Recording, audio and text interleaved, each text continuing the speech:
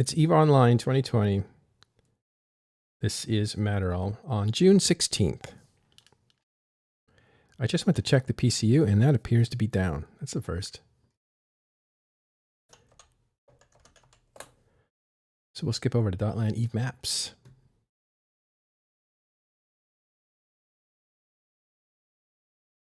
Yeah, so check that out. That's the result of EVEoffline.net. So I don't think that's been down in about 15 years or whatever. Okay, looking at the most violent regions in the last 24 hours in Empire region. We'll start within the Empires. There's a lot of stuff going on there as far as EVE World News. It seems like faction war is heating up. Well, the Forge is in first place with nearly 2,000 ships destroyed, 1,986. Second place is Lone Trek and Domain. If we widen up to the outlaw regions of space, that would be 0, 0. That all surrounds the Empire region. Delve is actually in first place with a lot less, about 709 ships destroyed. Insmother and Veil of the Silent come in second and third respectively. Most violent systems. Calavella Expanse region has the most violent system, R10. That's Rio, they call it. Home of Horde, 163 ships destroyed there. Not unusual. Insmother had another fight today, 134 ships destroyed. That fight took place in 38 NZ TAC 1. Maybe we can look at that a bit later. Inside of low-sec systems, you have the usual characters here. Tama in first place with 400 ships, 399 to be exact.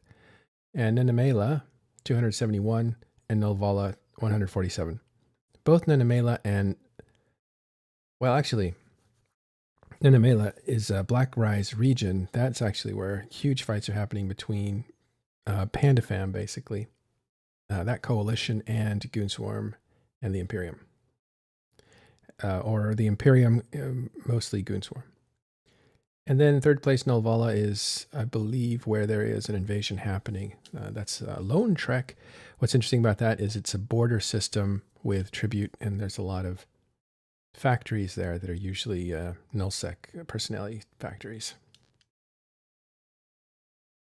That's a favorite system where people in nullsec who live in Tribute or Veil or Fate or any of those areas up there in the north, where they'll have their retreat point factories. So they'll build in lowsec, they'll ship to the northern parts of nullsec, and they don't worry about being evicted.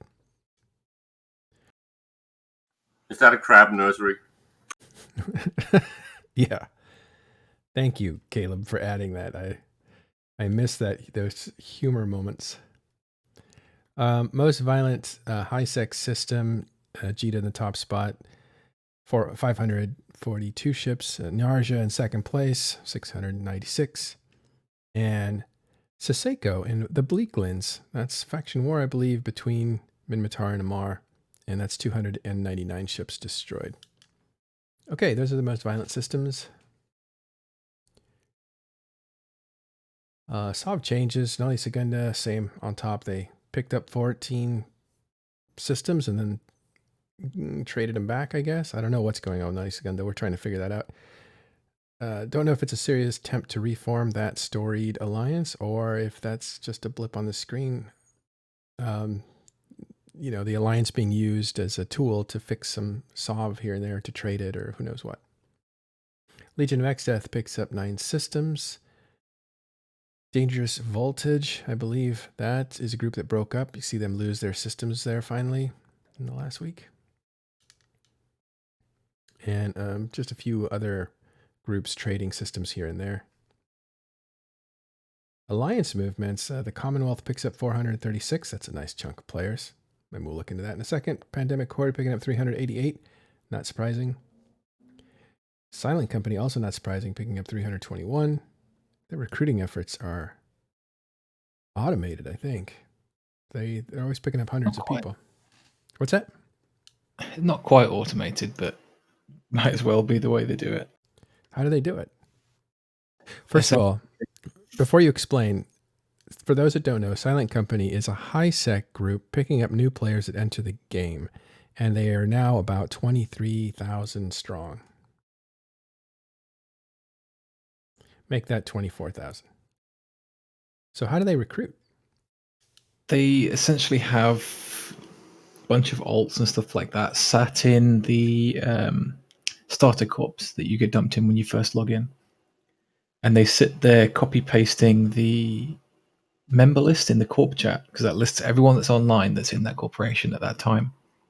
And every 5 minutes or however long it is, they copy-paste that list. And then that gets put into essentially a spreadsheet.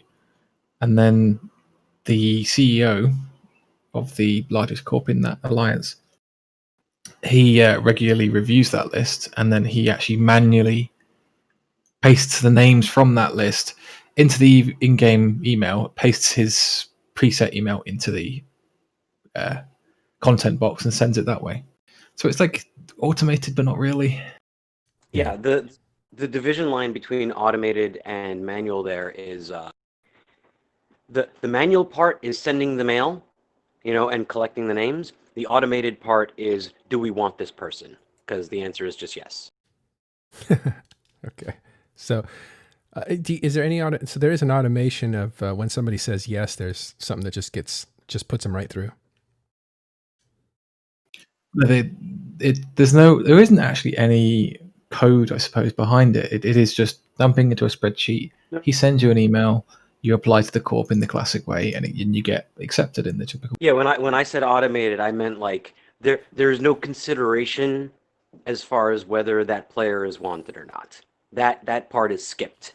They just said, we want absolutely every character that exists. Wow. Well, and their leader, the guy who probably put this thing together, ran for CSM and got close to 1,500 votes initially. He was way up there. Didn't quite make it, but strong first vote showing, so paid off for something. Oh, you need to show acknowledgement and give thanks to its GoJess. To who? We're being raided. Are you sleeping at the helm, Marrow?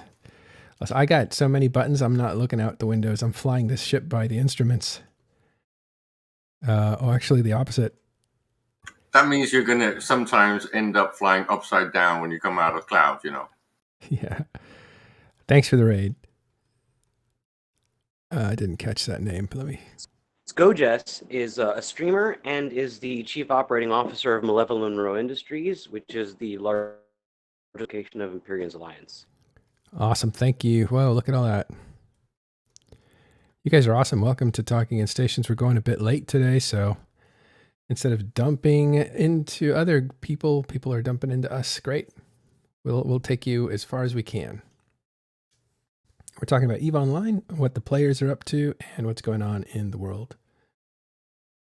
Okay, so that is the end of the statistics here. I did want to look into Insmother. Seems to be happening.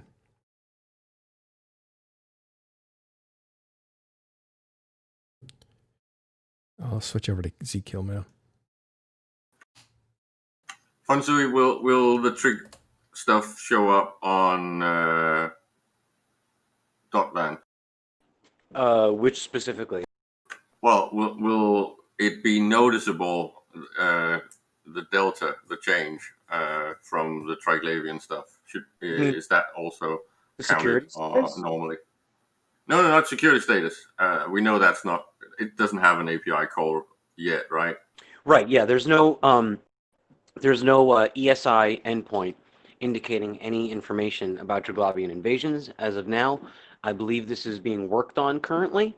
It is only visible in game, but we have players that are reporting this stuff, and it's being recorded.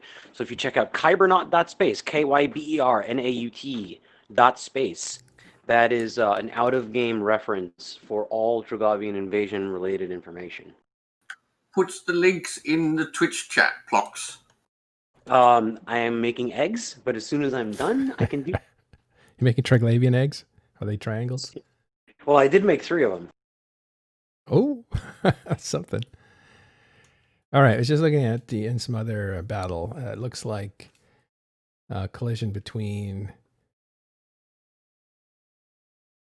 Fire Coalition, basically XX Death, and Horde. It just looks like a regional scale fights, about 50 on 50. These all stay under $1 billion because they're using such inexpensive ships. So literally small drops in the ocean. Did you say Kuipernoord.net? Because I'm not Kuipernoord. getting anything. I'm not getting anything on that. Into chat. Yeah, Kuipernoord. That's That's space. Sorry. Yeah, Kuipernoord. Dot space invasions. And this is built by Ashtarothi and friends for the purpose of giving information that is real time about liminality and what's going on. But it's also a way of collecting information over time. So you have some kind of a historical record about what was turned and when. Yeah, this is a chronicle, essentially. Ash is the mastermind behind this. Isabel Lynn Rakova, also known as Carnage Rose, is the programmer behind this, and they deserve a lot of thanks for all their hard work. Ash is a This is programmer really too. nice. I don't know if he programs that stuff, but he is on his own a programmer. So I'm reading this right. The 4 systems right now that are in final luminality is effectively working as a 0-0 system, right?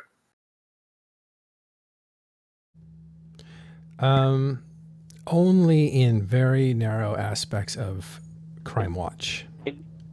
Yeah, only Crime Watch has been modified as of now. Yeah, so it's basically no Concord. Yes. So what is important to note is that during our Talking in Station Sunday show, where we interviewed Coyote and Sledgehammer, they discussed the decisions that led to, and they essentially said that they would have liked to have changed all of it, but that was not practical given the resources and time. So considering the fact that it was on their list, I wouldn't strike it from the future. But as of now, it is just Crime Watch and no promises for any changes. Can I armchair just for 2 minutes? Or a minute?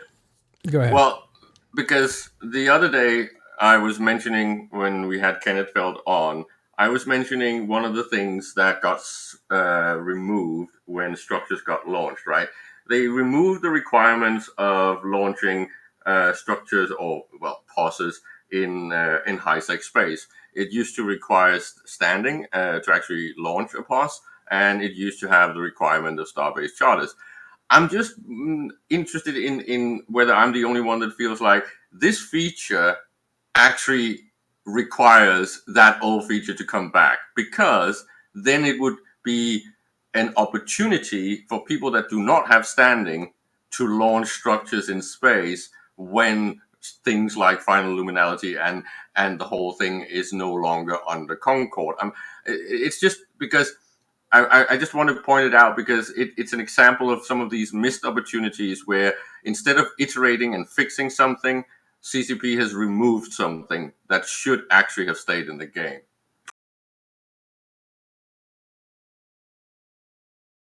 Wow, did I just get everyone's eyes to glaze over with what the fuck is he talking about? Your 2 minutes are up. We'll come back to we'll circle back. But that's it. Final liminality, it looks like Sakenta actually went into final. It is now a -0.2 system. Somebody had asked about that in chat. Yeah, it was IPEX. So he said, is that content central? If we look at Dotland, we'll look up Sakenta.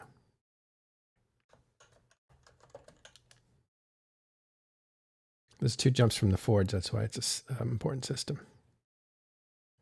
Sorry, 2 jumps from Jita. It definitely has a lot of activities. You can see by the graphs there. There's definitely lots of PvP. That used to be a 1.0 system, which means no PvP happened in it. Players that fought players in that system were usually suppressed by the authorities. With those authorities now gone and missing, players are able to kill each other guilt-free. So The best- Sakenta is actually notable for a number of Yeah. reasons. Not only was it a 1.0 system, it's also a dead end. It's also 2 jumps from Jita, and it was also containing an academy, which made it perfect for Mike Azariah to use as a base of operations, which he can no longer do. Yeah. Who was it, Mike? Oh, is that where the bus was? Okay. Yeah, so I've suggested a new home for him. Good. Where'd you put him? Can you tell us? I mean, I don't think he keeps it a secret. I don't know if he's going to do it, but Io Canido is the exact same situation, except it's 3 jumps from Jita. It's a 1.0, 3 jumps out with an academy. So I figure that would work for him if he chooses to use it. Awesome. What color star does it have? I think I checked it, and I don't believe that it's blue or yellow. By the way, Nameless Assailant, thanks very much for the subscription. If you guys want to support Talking in Stations and help us get to the next level, please go to patreon.com/Matterall. There is no Talking in Stations on Patreon. It's just under my old account, Matterall. Thank you. Good. So you gave him a new lead on a place to live since he was essentially underwater in this Sakenta, which has now reached its final stage, right? Final liminality. Yep. And become a dangerous brawling place. Now that's a really good point that I hadn't really internalized, and that is you're 2 jumps away from Jita, which has all the equipment you could possibly need, which means you have a brawling arena and equipment together within a few jumps of each other. That's going to be, content central, as somebody put it. I believe the term that has been used until now is content pit. Yeah. It might be hard to get in there, but who knows? Okay, let's see. By the way, you cannot jump into it, so it's not like you can take a jump freighter and jump into it now. You literally have to run the gates to get there. Okay, so real quick, let's look at some of the bigger kills in Eve.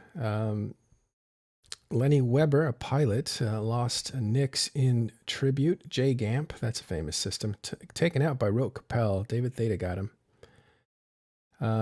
Test Alliance, Entwai loses a Ragnarok in Esoteria. VYJ TAC DA. That goes for about 70, 80 billion.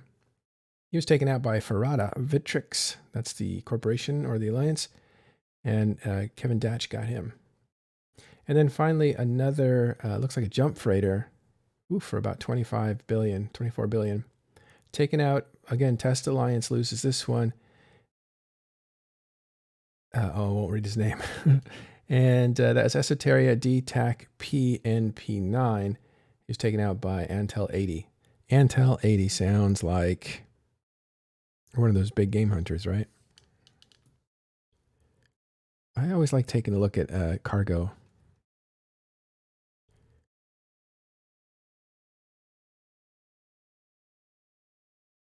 See if there's anything special in here. Ooh, a Cerberus. Not a big deal. Oh, it's just a lot of equipment. Ouch. Okay. Yeah, that was about 15 billion worth of equipment. Hope it wasn't just one guy. Okay, there's a ton of stuff to talk about elsewhere, so we'll move on.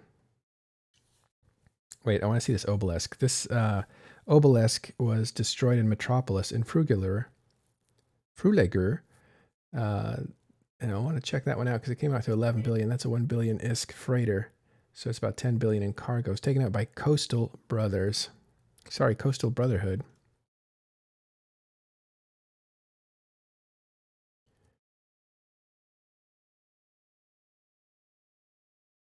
What's this? Stocking Bay. Yeah, that's about 8.5 billion worth of cargo.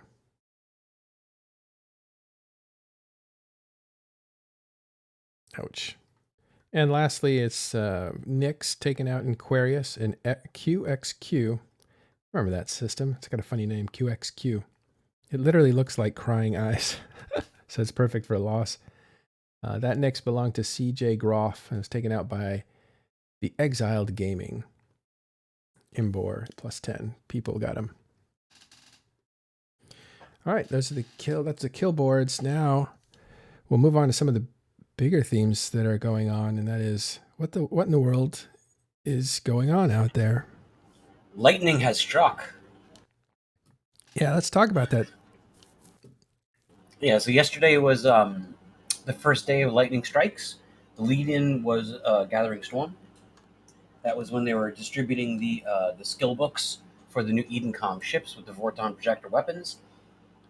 Yesterday the event went live. Unfortunately, it was slightly bugged.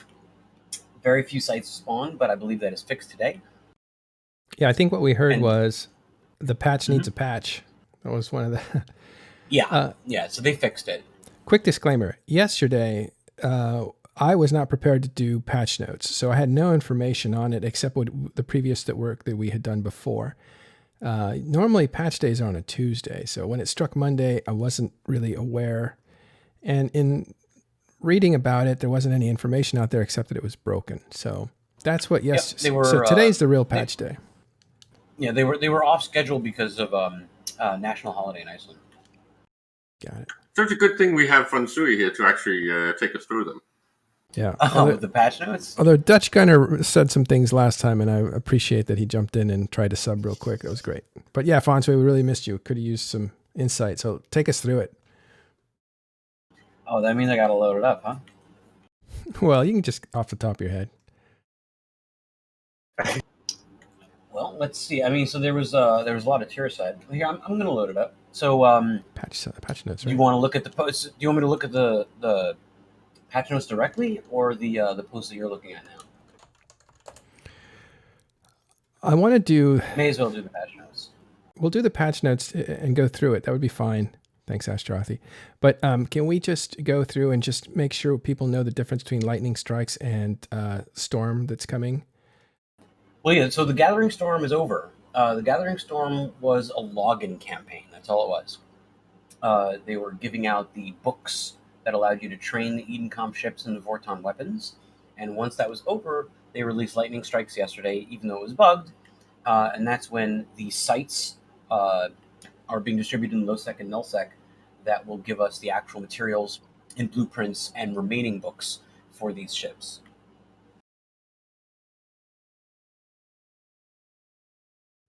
Great, because I was confused about like which was which. Because they have names now for the updates, but they also have names for events, but they also have names for the quarters. Yeah. The quadrants, login campaigns, events, and updates all seem to have names now. Right. So that tripped me up. Okay, so let's go to patch notes. So if we look at the big patch notes, like obviously, so today's patch notes are very small. There's only a few things. They talk about the fact that the event is fixed. The Upwell Covert Research Facility site for Lightning Strike event will now appear much more often than before, and fixed an issue that was causing fleetmates of the character that triggers the completion of the Upwell Covert Research Facility site to receive an escalation message even when the site did not escalate. So those are the two fixes to the event. The sites are not spawning, and even if you did find a site, you couldn't get escalations. It was all sorts of messed up. That is now resolved. Yeah. Among with some minor user interface. That's so funny. You read that so fast. You sounded like a podcast on 1.5 speed or something. Yeah, but that was natural reading. Yeah. So yesterday was patch day, and it came out, and people were like, "Yeah, it's kind of bugged." And CCP got on the Twitter airwaves and was saying, "Yeah, we're looking into it. It's not producing the spawns or the what would you call those?" Say again? What would you call the areas where people go? The things that weren't spawning. What are those exactly? The Upwell Covert Research Facilities? Yeah. Are those spawns or? Yeah, those are combat sites. Thank you. Combat sites. I knew there's a specific word for it. We're not spawning as fast as they wanted them to, according to Fozzie on Twitter. Okay. Yeah, specifically anomalies, not signatures. So they don't need to be scanned. You just enter a system. They show up in your probe scanner under anomalies. You just go ahead and warp to it, and there it is. Yesterday, that was not. They were not appearing for the most part. So that everybody's clear, that's what they fixed. It should be working today as it was intended to work yesterday. Now let's go through the patch notes about what actually hit yesterday.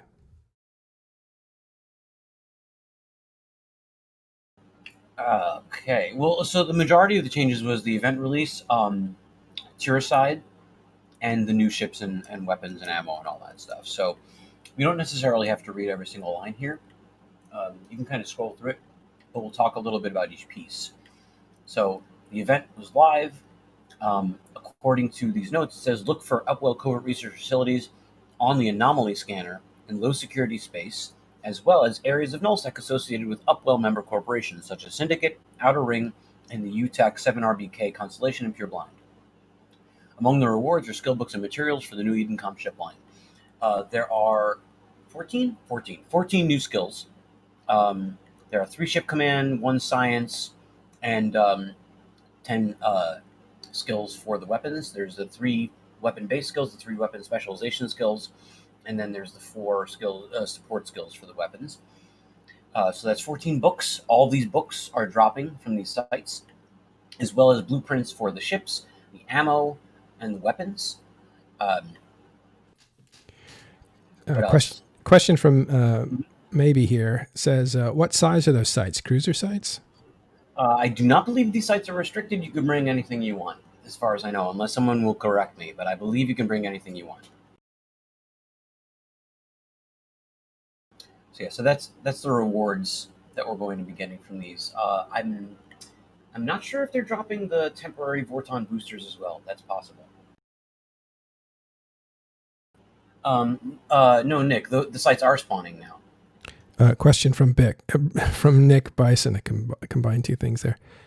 So that stuff is dropping in the sites that are not spawning much yet. And he just answered that question, so there it is. Yeah, the sites are spawning. Yesterday was a problem. Today is not a problem. Also, yesterday in the patch was new Project Discovery, focusing on flow cytometry, which I do not know the definition of. But this is supposed to aid in COVID-19 research. So get your free stuff, help humanity, make sure we don't die. We'll cover that separately with Spod, who was looking up what that meant, and the other day we were playing with it, and I managed to do a couple successful. So yeah, we'll pick that up a different time. Yeah. Next on the list is adding the Hydra implant set to loyalty point store and NPC loot drops. So the Hydra implants are new drone and missile implant set, pirate implant set that comes from Garistas. This was put into the game during the Easter event, the Garistas Hunt. And just as the other new implant sets that were added, the Saviors and the Nirvanas, they were introduced using an event, and then that was a temporary drop source, and they were given a permanent source later. So the Hydras came in around Easter, and now they have a permanent source. So if you kill Garistas or help Garistas, then you can get these new Hydra implants. They're super awesome. They give drone optimal range, drone fall off, drone tracking, missile flight time, and missile explosion velocity. So they help your range and application of missiles and range and application of drones all at once. The trade-off here is that being a pirate set, it takes up implant sets 1 through 6, which will prevent you from using any other implant sets in that slot, such as the HP implants or the reps implants or anything else. So that would, you get more damage and application, but you're not going to get any tank in those slots. Next on the list, new modules and ammo. So this is where all the new Edencom stuff comes in. I think everybody has heard quite a bit about that. We don't really need to go through in detail, except for the fact that just in general, there is a Tech 1 version of the weapon, there is a compact and a scoped version of the weapon. Those are the meta ones. There's a Tech 2 version, and there's a faction version of the small, the medium, and the large, which are available for the small, the medium, and the large ships. Yeah, take a look back a couple episodes, and you'll see that we demonstrate it fully and talk about it. And nothing changed from Test Center to the server, right? Tranquility server. Yeah, defect fixes and such.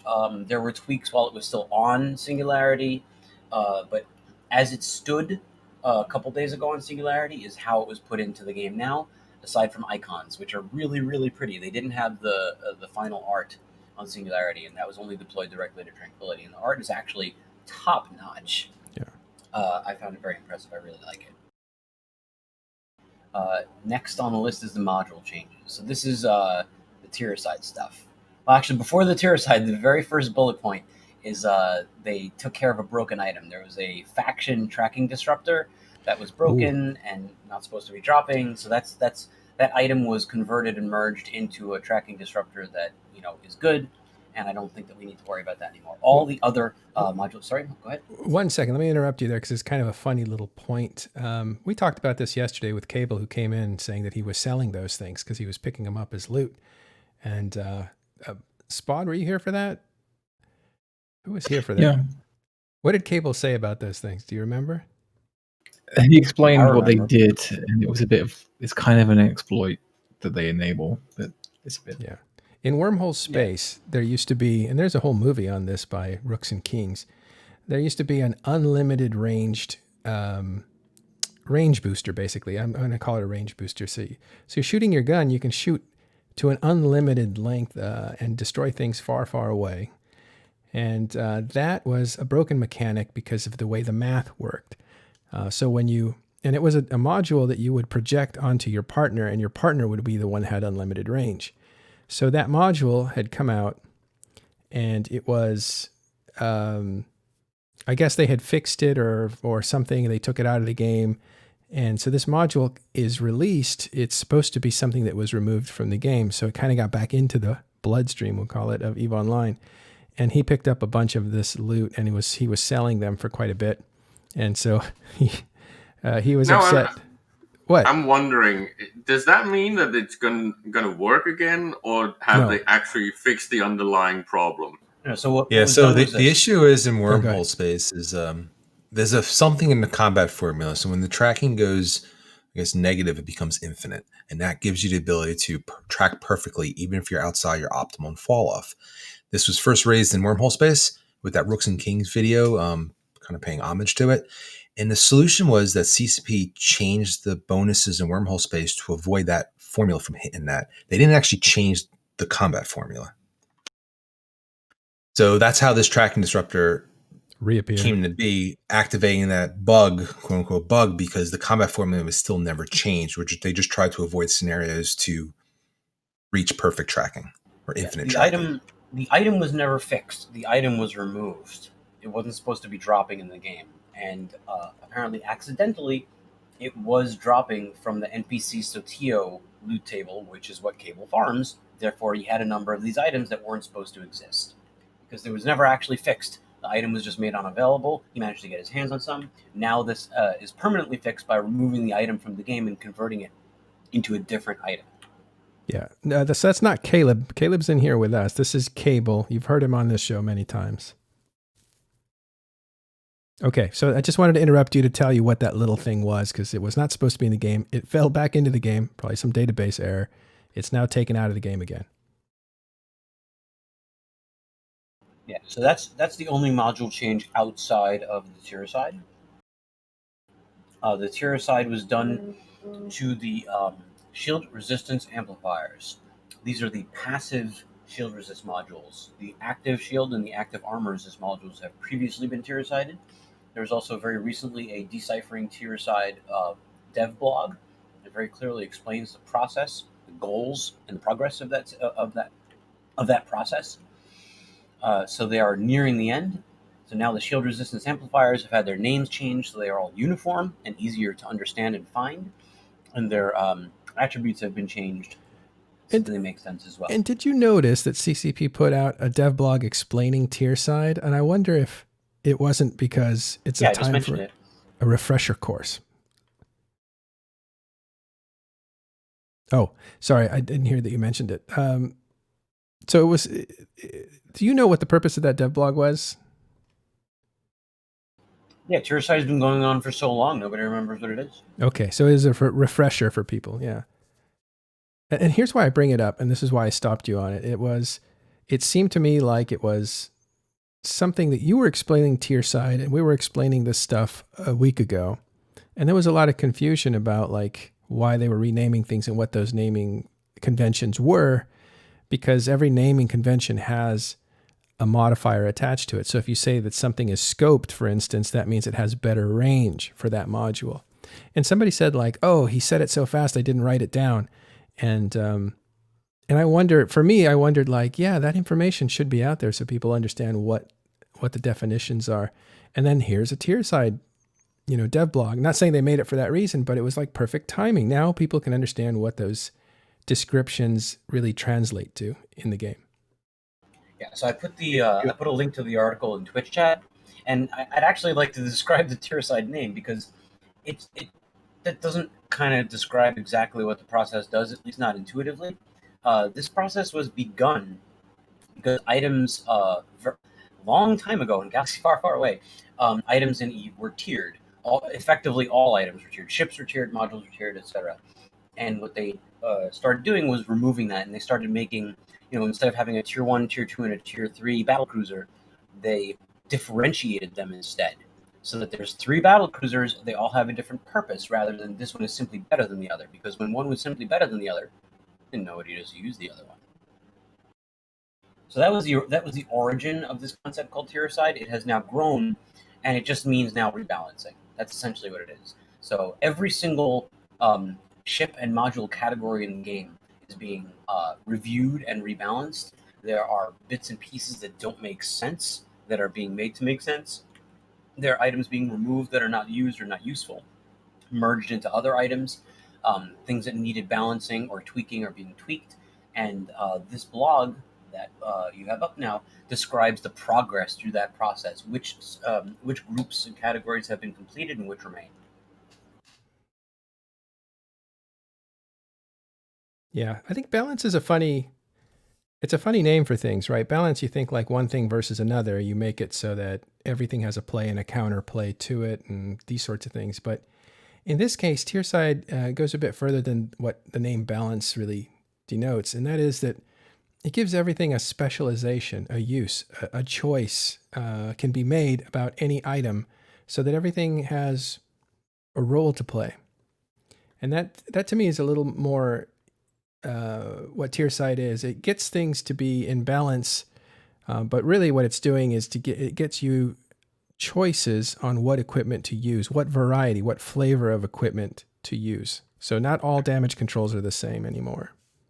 Well, it's because back in the day, there was variety and there was a difference in the meta modules. But because of the creep and because of the whole fitting stuff and cookie cutter choice, that got flattened, right? CCP kept adding new meta levels. And in some items, you have like, I think it's 16 different meta levels for one type of module. So this is basically cleaning it up a little bit and squeezing the complexity. I think that it's a bit of a tragedy to do this. I think they should have instead focused more on creating a meaningful difference again on all the meta levels. But I know that that's maybe too high of a requirement. And it did take some of the imagination out of the names, though, didn't it? Well, the whole thing of simplifying by name so it's easier to understand, I can see why, and of course, too much complexity in this regard is maybe a little bit bad, but it's fun that you have all these different choices, and making these different modules more different instead would have been a lot more entertaining to me, at least. Well, let's get specific then. Let's get very specific. Let's look at one category that was changed, and we'll see. This will kind of show what they're doing here, because it's not just a rebalancing. This is a full review, naming, stats, everything. So this, what we're going to look at. So the shield resistance modules. We have an EM resist, explosive resist, kinetic resist, and thermal resistance module. They are now called EM shield amplifier, explosive shield amplifier, kinetic shield amplifier, and thermal shield amplifier. This makes sense. Until now, they were called EM ward amplifier, explosive deflection amplifier, kinetic deflection amplifier, thermal dissipation amplifier. So they used different words, and people really didn't know what to type. It wasn't intuitive. But now that they all have more similar names, it makes a lot more sense. This is just one specific example of these changes. One other thing. Yeah, I think some of the modules had some great name changes, like D55, new numbers in the module name. That was kind of confusing to find. But we did lose a couple interesting ones. I think target painting had some really Everyone creative misses the names target and painters. acronyms. And I noticed simplification helps in some mods, but I do miss the creative names of the target painter. Well, I think the reason that I oppose this is because this would be equivalent to if you took a fantasy game and then your naming convention was Warrior Medium Armor 1, Warrior Medium Armor 2, Warrior Medium Armor 3. It's like that's not entertaining. It's not immersive. It's just boring, and it looks like a database entry. It's a mistake from a lore and RP perspective. It's definitely a mistake. You'll just have to console yourself with the Thunder Child. All right, hold on. The other thing I wanted to add, one other thing, is the I might have forgotten it. Oh, I know what it was. It was what people ended up relying on, because the names were like, nobody wanted to write out that whole name when they're saying, this is the equipment you need to buy in order to join us. You need to buy this, that, and the other. They're not going to write out that whole name. So what they would do is just put a meta number to it, like meta 4, damage control. So basically you had two naming schemes. One that was the meta level, which is kind of like the power level, but that wasn't balanced very well. Like a meta 4 would actually be cheaper and less useful than a meta 2 module because of the circumstances that belong to the power and the CPU required to fit a certain ship a certain way. In other words, you might want an underpowered module for a fit. Therefore, demand was put on that module on the market, and that one became more expensive. And so there's this weirdness about like which one is the right module to pick. The other thing is that a lot of what happens when you have complicated names is big fleets don't, again, want to waste time writing out what to do. They don't care about that variety. They want to get into the game and fight. So what they do is they abbreviate everything, and that makes it even more complex.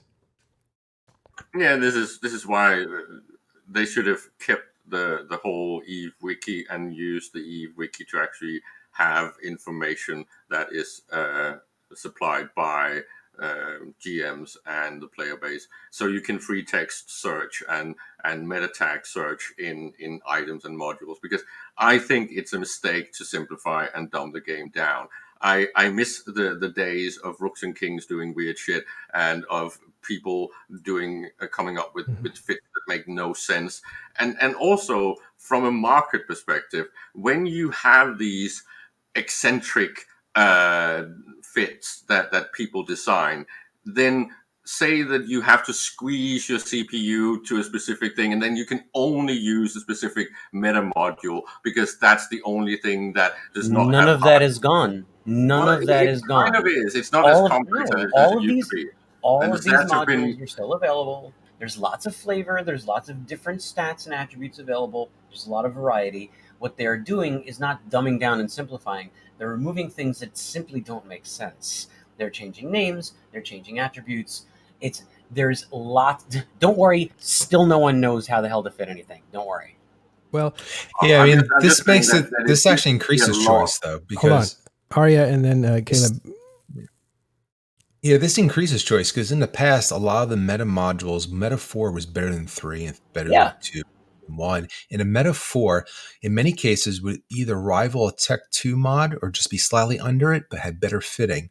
In this new mod way of doing it, some have less power grid, some have less CPU. So it's not one sub Tech 2 is better than the others. It really depends on your situation.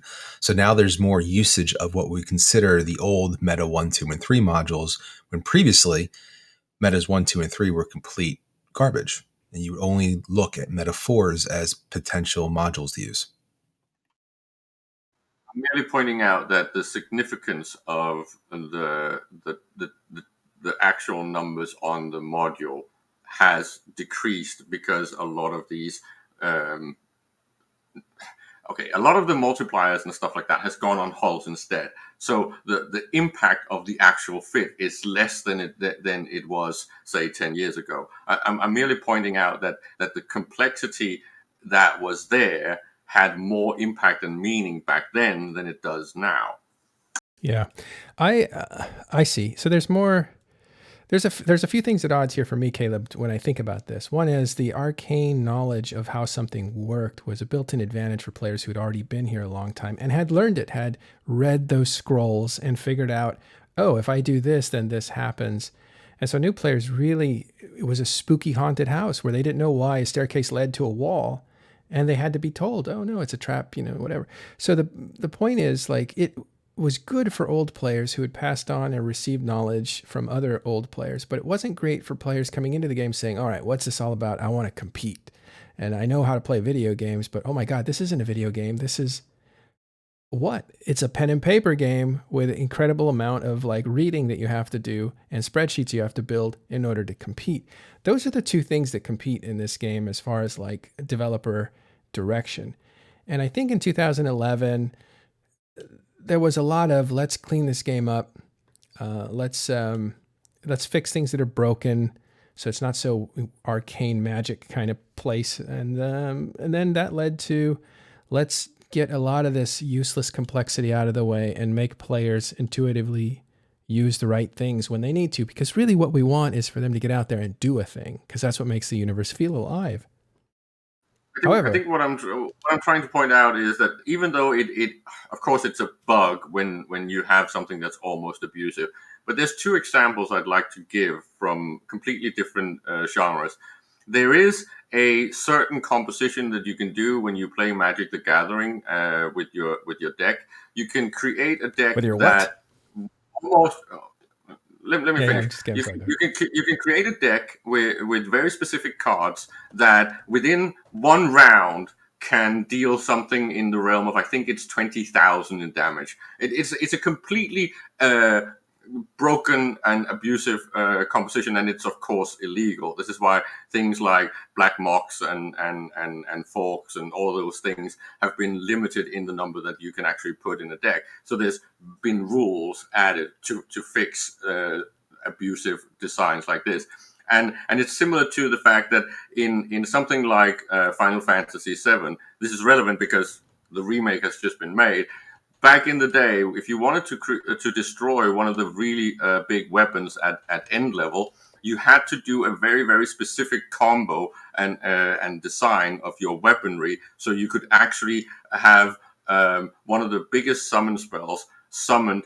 I think it was 8 or 12 times because of the multipliers that you added. It was basically you create something unique that is actually game-breaking or bordering on game-breaking that becomes part of the content. And this is what I'm missing in EVE Online. Yeah. Back in the day when you had some ships that was completely bonkers, because if you fitted it just right with just the right modules, it was no longer just a Drake. It was no longer an Iteron 5. It was suddenly something completely different. And I don't think that we, to the same extent, have these things in the game anymore.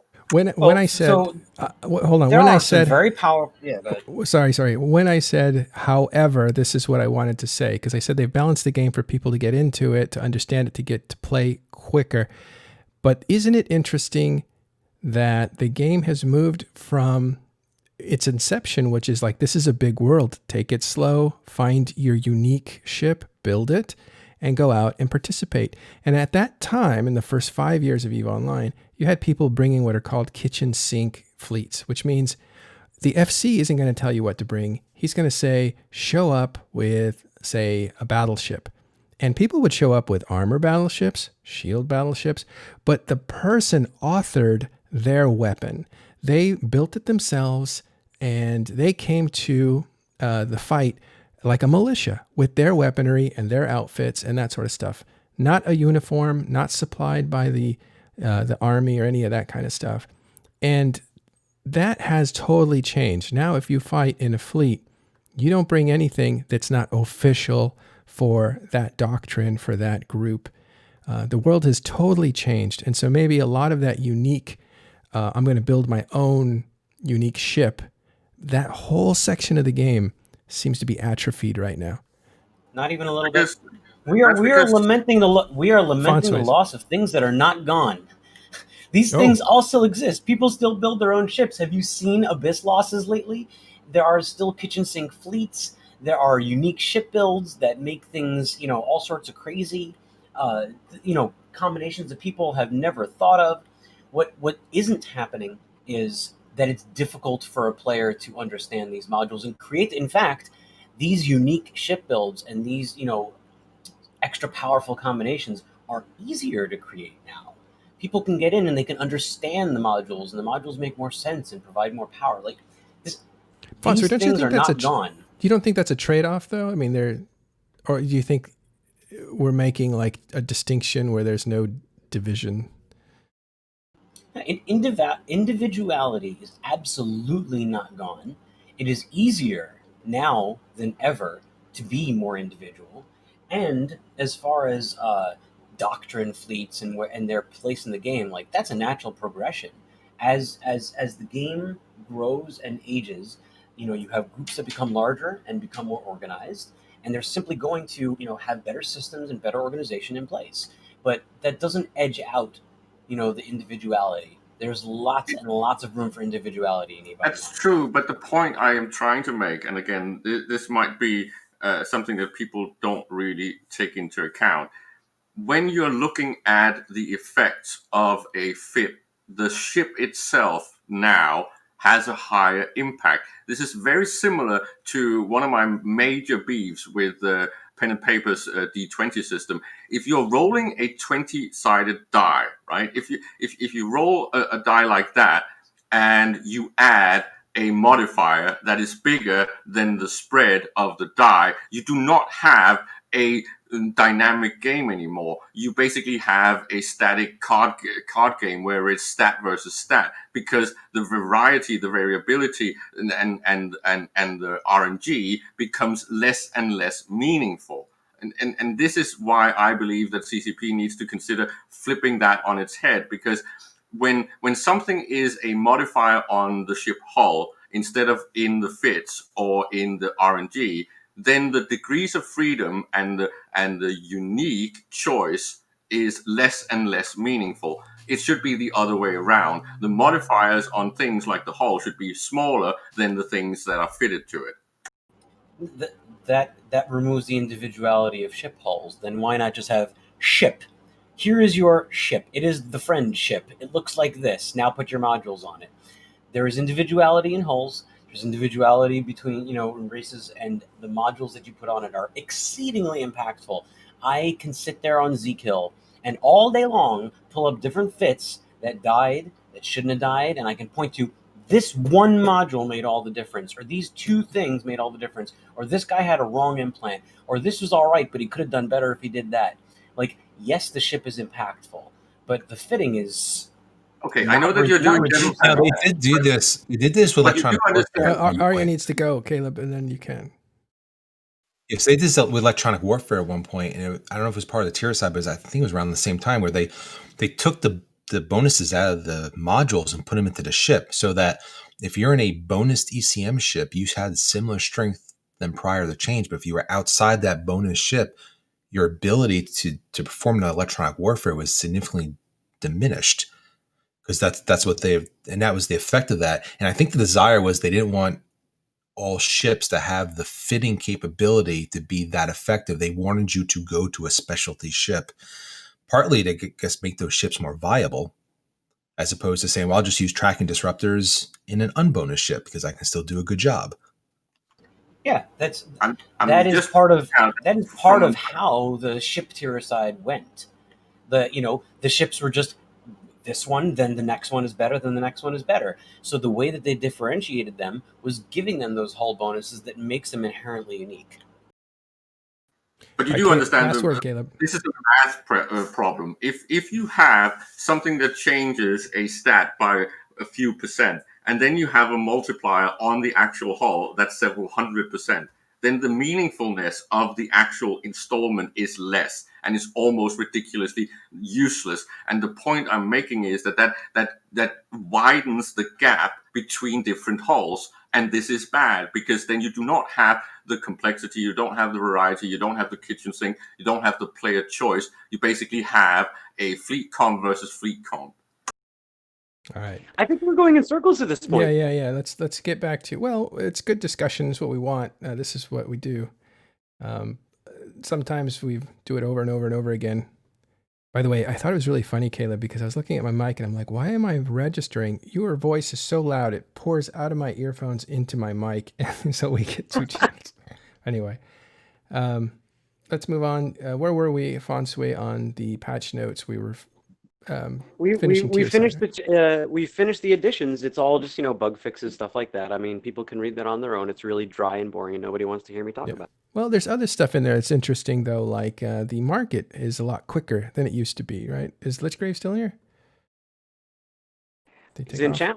He's at the we knocked him out. He's out asleep.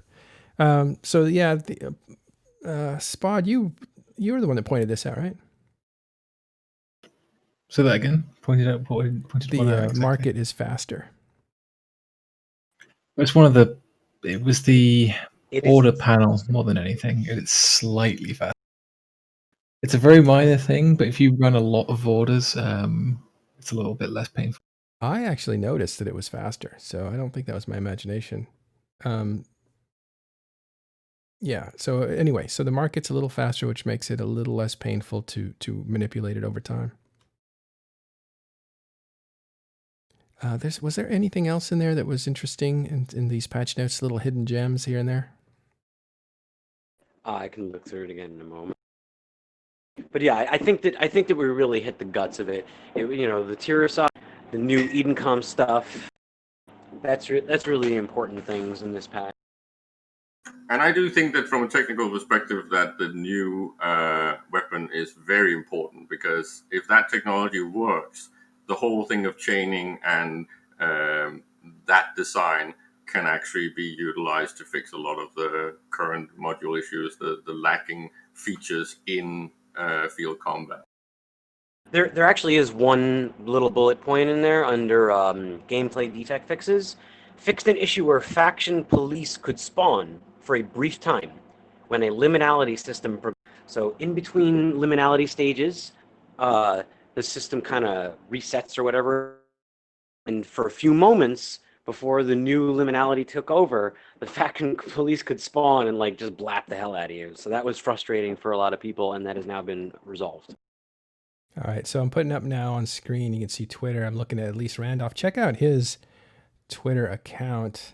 He is at Elise Randolph with an O, RANDOLPH. And he's already collected some stuff. It looks like he's got one of each of the blueprints. And I believe he's doing something else with guns. Let's see. No, let's see. He was doing something else. He's collected some stuff, but he's already on top of this. I mean, the guy is devouring new content quickly. Okay, moving on from the expansion, there is also news that Killer B is back. I thought you were going to have Spod talk about new Project Discovery.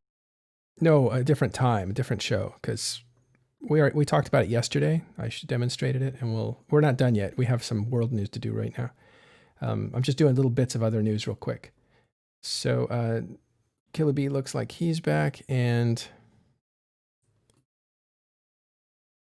I was just looking at Twitter. And also ISD Thalak Dalhar says the Galactic News Roundup. You guys need to be looking at that because that's pretty interesting stuff. We'll look at that now.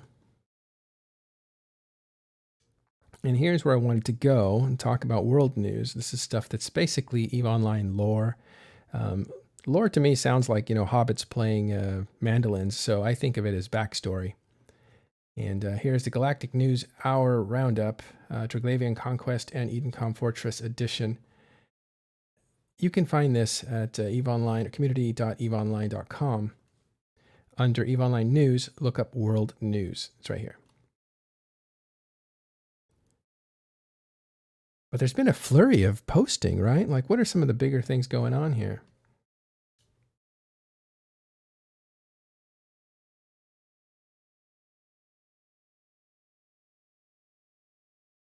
Okay. Somebody must have. I think you want to talk about this because Ash has been all over this for months. All right, we'll do a special episode. Get Ashtarothi on here; he can explain it. But the Galente and basically faction war. I mean, the takeaway from this. Go and read it because there's a lot of richness in here. But the takeaway from this is going to be that faction warfare is stirring in a big way. You have Galente and Caldari are basically Caldari's militarizing more. And that might be a reflection of what players are doing in faction war, since they seem to be taking over more territory in faction war space.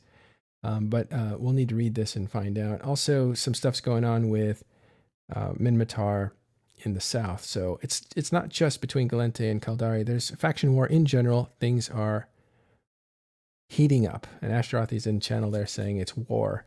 And that's what it looks like. Also, something about the faction pirates, basically the pirate factions, are also saying, you know what, we got to fight these Triglavians. So it sounds like they're siding with Edencom. Because Triglavians are bad for business, apparently.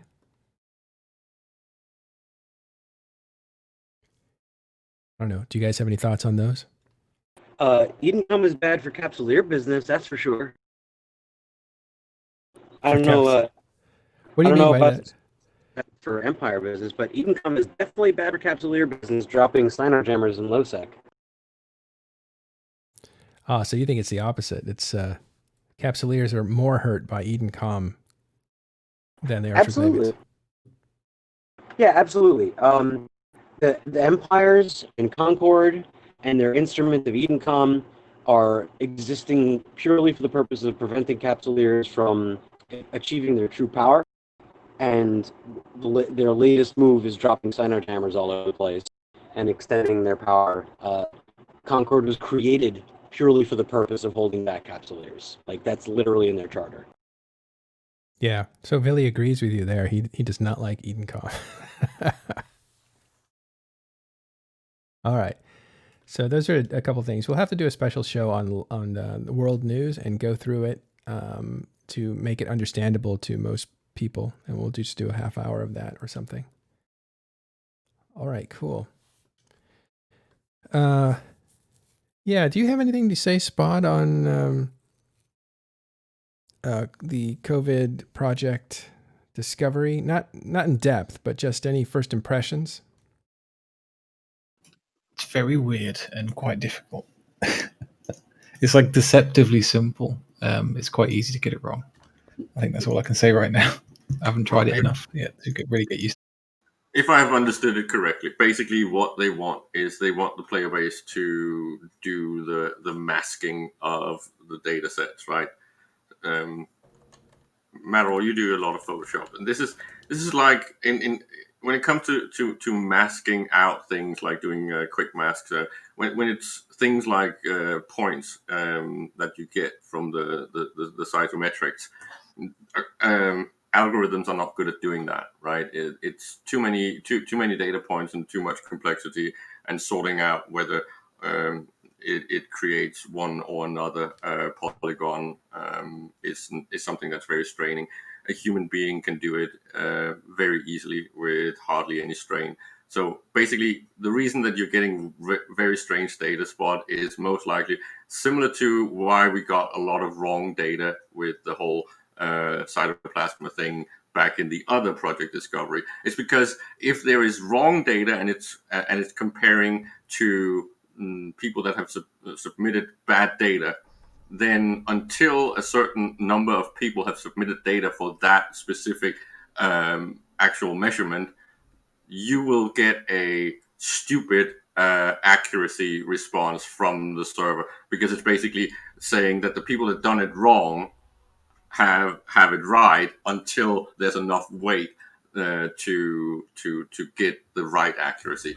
I know that might sound complicated, but basically you have to draw around the highlighted areas in the cyto sample, right? So the pattern needs to be something that makes sense, right? So the polygon needs to be as simple as possible, creating the edge and border around the data. So if you want to participate inside the game client, you can find Project Discovery under Activities. Right in the middle there, it's called Project Discovery. find it by name. It will pop out. Did you actually understand what I said? Sorry, what's that? Did Spot actually understand what I was explaining? I'm operating on 3 hours of sleep, and I cannot follow anything. If Spot doesn't answer, he's not paying attention. I've learned that with experience. I'm usually having my boss call me or something. So yeah, this is why we'll talk about it at different times so that we can actually explore it with better explanations on the science behind it and stuff. But essentially, you're right, Caleb, that humans do certain things better than computers. That's where Project Discovery is important, because what Hilmar and CCP have here is tens of thousands, if not hundreds of thousands of people that are science fiction fans that like science. And if they can gamify science, real science in real life, they can gamify that. They're using this platform for more than just entertainment. And that's an important thing. That's the more interesting concept. And so some of the things that people can do better than computers is creatively think. Computers are much better than us at computing things, right? So all the things, it's kind of funny because we talk about this in education, that the things that universities used to teach you, if you even go back to the Middle Ages, right? There was a time where you thought it was understood that you could learn everything there was to know. So you went to school to learn everything. Obviously, as humans advanced and technology advanced, there was no way for any one human to know everything. So people started to specialize. And we've come, now to a point where everybody is hyper-specialized in certain things. But the breadth of human knowledge has expanded greatly beyond rock break head. Yeah, bone crush bone.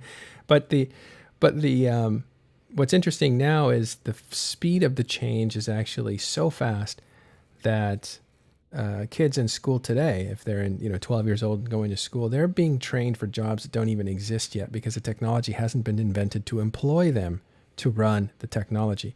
So schools have to teach conceptually, not in a memorizing style, because computers can do what schools used to do. They can do it better than humans. Universities also have to worry about this. In fact, the kind of stuff that people pushed you towards in sciences, the memorizations and this and that, all that stuff the computer can do much better than humans. And even artificial intelligence can take that kind of thinking and make a go at it. But what computers are not good at doing is creatively solving a problem. I don't know why, but humans excel at this sort of thing. And those are the areas that can be gamified. And so that's what CCP is doing. This is very interesting on a real life level, that a game of science fiction fans are being offered a chance to look for patterns, and they're doing it being rewarded inside the game that they play. So you're kind of doing a little bit of good for humanity while you're actually entertaining yourself. And the answer button here is, okay, sounds simple. So yeah, all you do is draw patterns.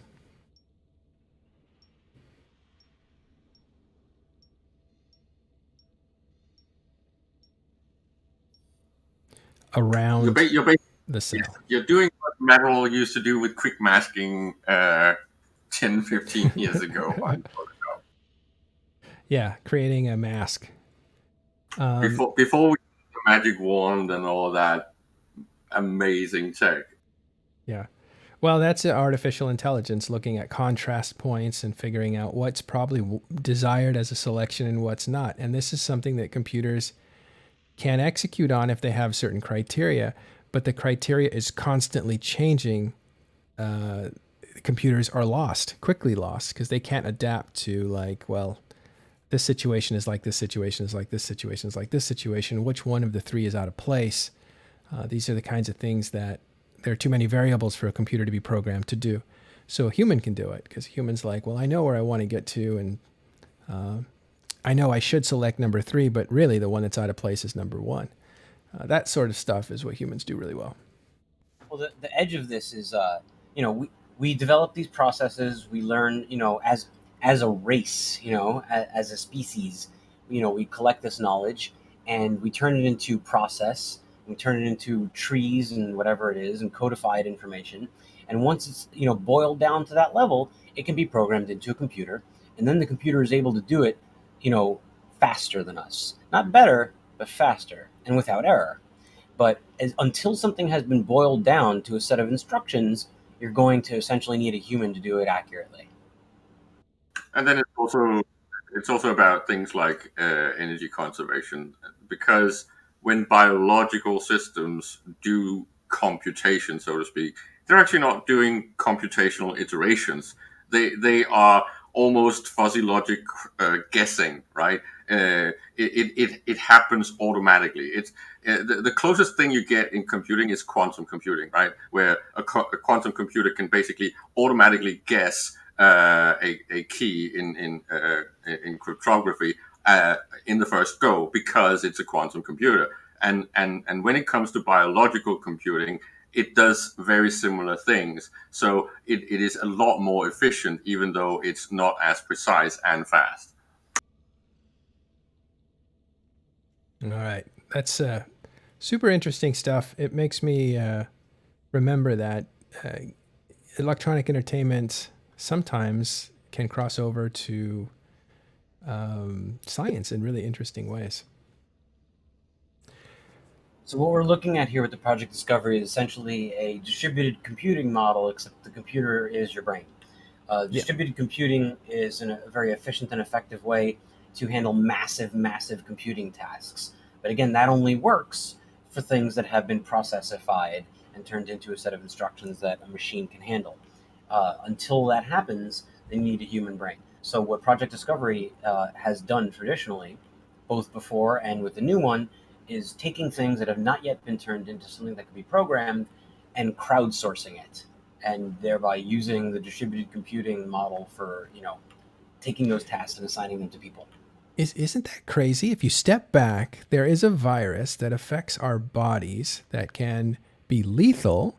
We have to hide from it in our homes, where we are connected to this network, where we can help solve the complex problem that has us pinned in our houses to begin with. It gets really strange, doesn't it? This reminds me of the problem of looking at an ant and wondering, is that ant an individual? Or is he just is he a cell, a part of this long trail of ants that collects food for this octopus-like colony? Is the colony the actual species, not the ant? Because some ants will only go out and come back one time, and then they expire. They're done. They've done what they're supposed to do.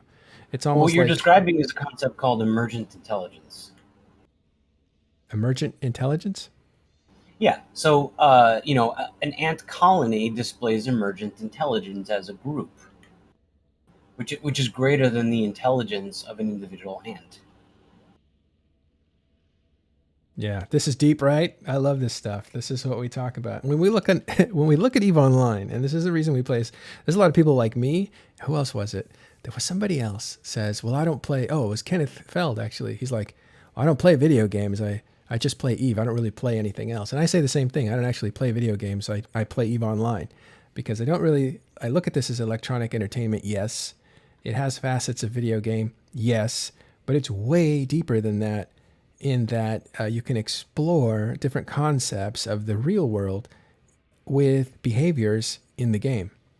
Just morality and just anthropological type of things. What do people do over time? What do groups do? What dynamics affect it? What happens when there's a gender shift in a group? Like, how do people... All this stuff is so clear in EVE Online. Think about this. There's a group of 20 guys in a corporation, and you introduce someone's wife. Okay, fine. Maybe nothing changes. What about a young lady who's attractive? Now you start really creating disruption in this small group, and you've seen it. They get more stuff. They get rewarded more things. They get a little more attention. They get deference. They get saved when they're in trouble.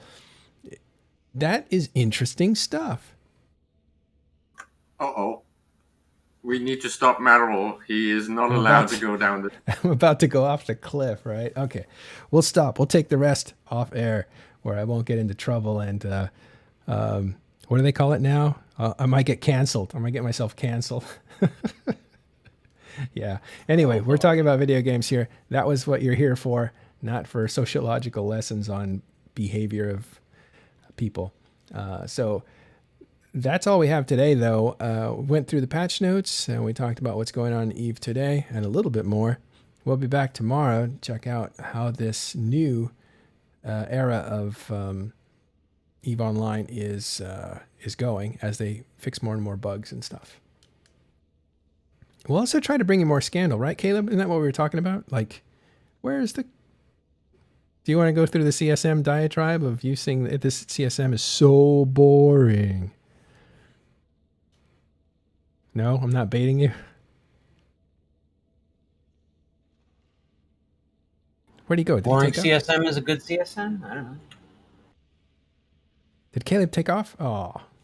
Ayla will not be baited. What do you mean I won't be baited? I am baited. Yeah. No. I said, did you want to break open the subject of the CSM and how it's so boring? Like there weren't any personalities that you... I thought I replied. Maybe I didn't key up. You didn't key properly. Well, I do think that it's going to be the most boring CSM ever. There will be hardly any drama. I could be completely wrong, of course, but from the people there is no Joker, there's no drama, there's no real shit stirrer. It's going to be very, very dusty old men talking about serious business, and it might actually be the most productive CSM ever. So is that good or bad, or where are we on that? Well, for the game, mechanically, for CCP, it's good. For me, when it comes to commenting and being a pundit and doing news, it's definitely horrible because I don't think there's going to be that much interesting stuff to talk about from the CSM as there usually is.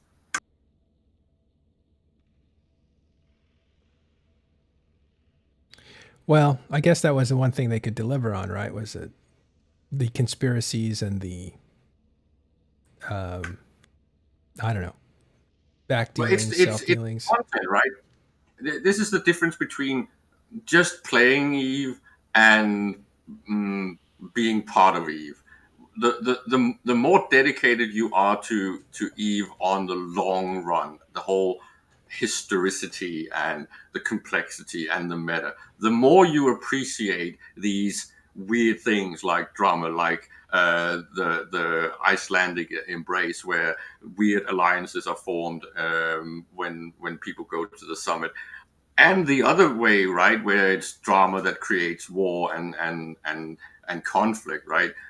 Because people up there are having fun, they're being nerds, they're getting drunk, they're talking EVE, they're talking real life, they're offending each other, and they're being really nice and cuddly with each other. So there's usually a lot of stuff going on peripherally when it comes to CSM. And I don't think there's going to be that much of it this time because the composition is people that are not possible to really turn. Well, you could say that potentially it's a blue donut and a dusty old men CSM, right? Did Imperium.news seriously spell MerkelCHEN's name wrong? Is that a thing that happened? Who did that? MerkelCHEN. I don't know. It's MerkelCHEN, and they spelled him Merkel-Chan, and he's their boy. Are you sure? Yeah, look. There's your first piece of drama right there. Well, it could be intentionally semi-offensive because if you look who's actually written that article, it could be a tongue-in-cheek joke. I mean, I don't know. It says right there, Goon Swarm Federation, and this is on Imperium.news, so I feel like this ought to be correct. And they spelled it correctly in the beginning of the next paragraph. It's an error because, it's spelled two different ways. They also typed Phantomote.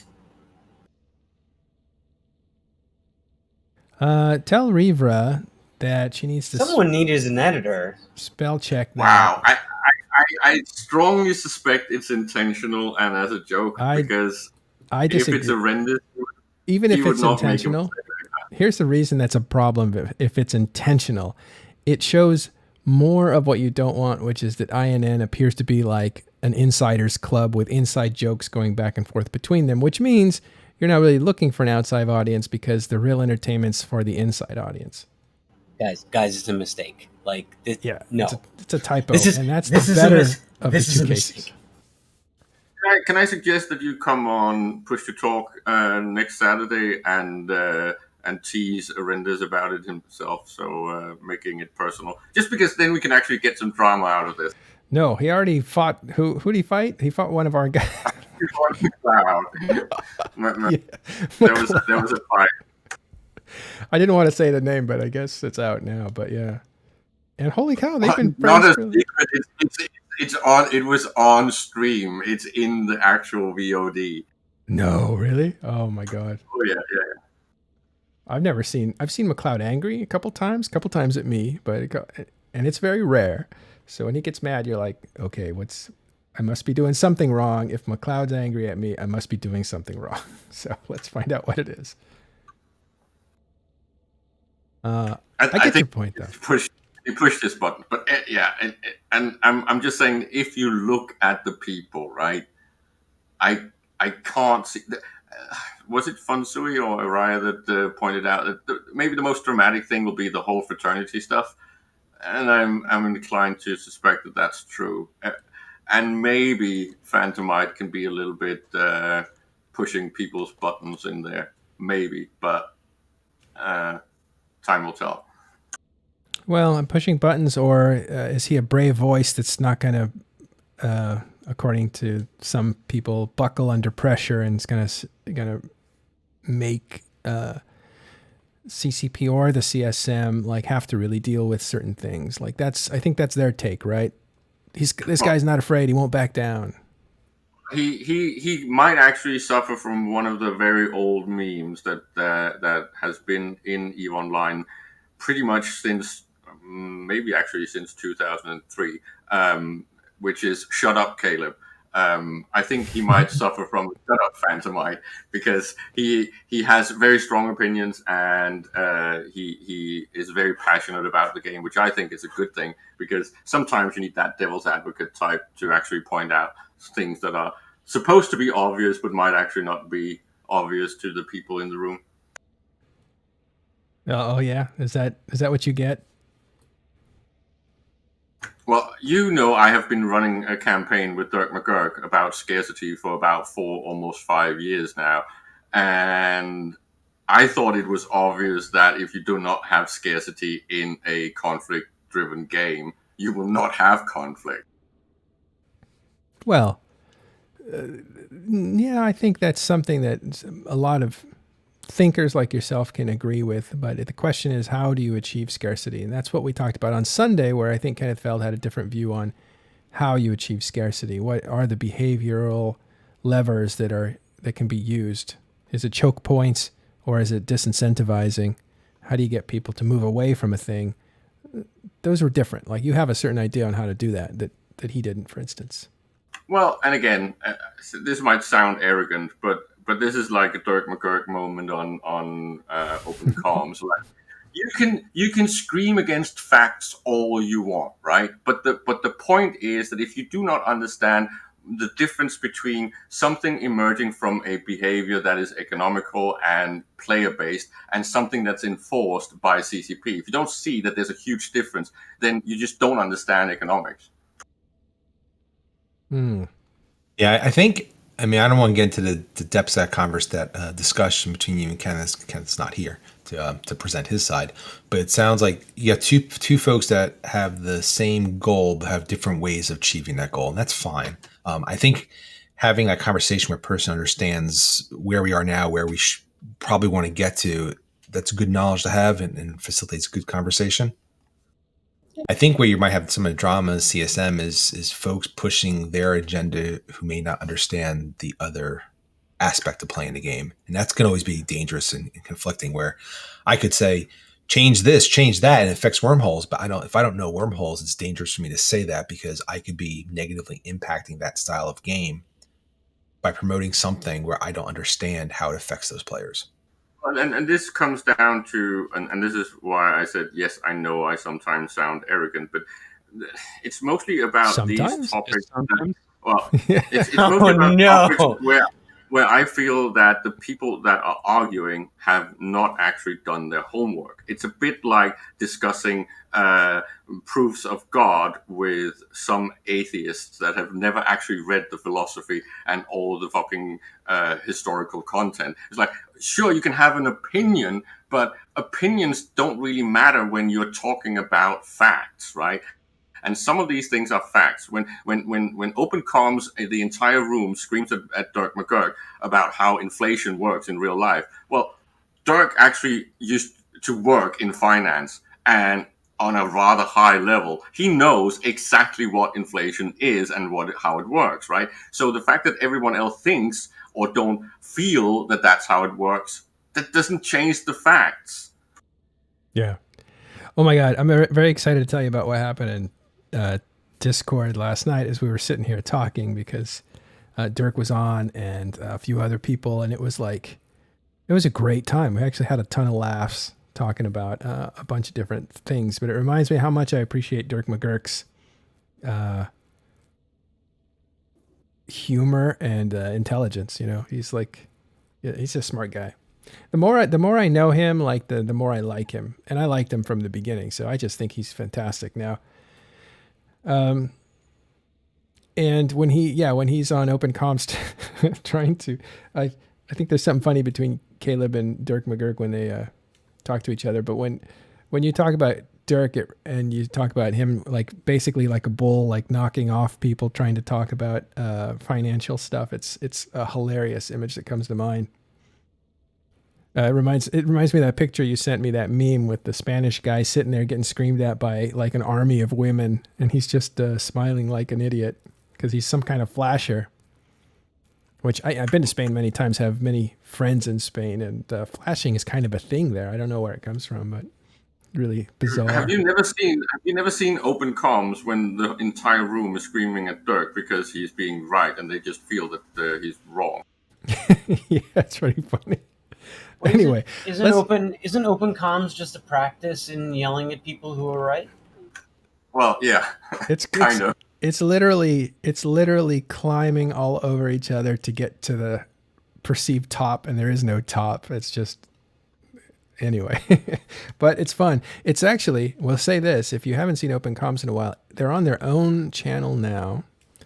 Open comms show on Twitch, so they have their own channel. Watch them there. The shows go longer. They're a little more free flowing and stuff. So they don't have to worry about affecting any other show on INN. So they went off and did their own thing. So check that out. Open comms is now a strong, independent woman. Yes, that's what we like. Okay. Or it's men going their own way. I don't know. I don't know. Wow. I don't know. We're just tripping all the things you shouldn't be saying. Yeah, huh? Totally. All right, let's have some fun. I'm going offline. for bingo. Yeah, you're going for bingo. Okay, here we go. Cancellation bingo. We're going to Raid channel. We're going to go for Pando, who's always entertaining and informative. Thank you guys for watching. Appreciate it. We will see you tomorrow here. Stay tuned for Pando.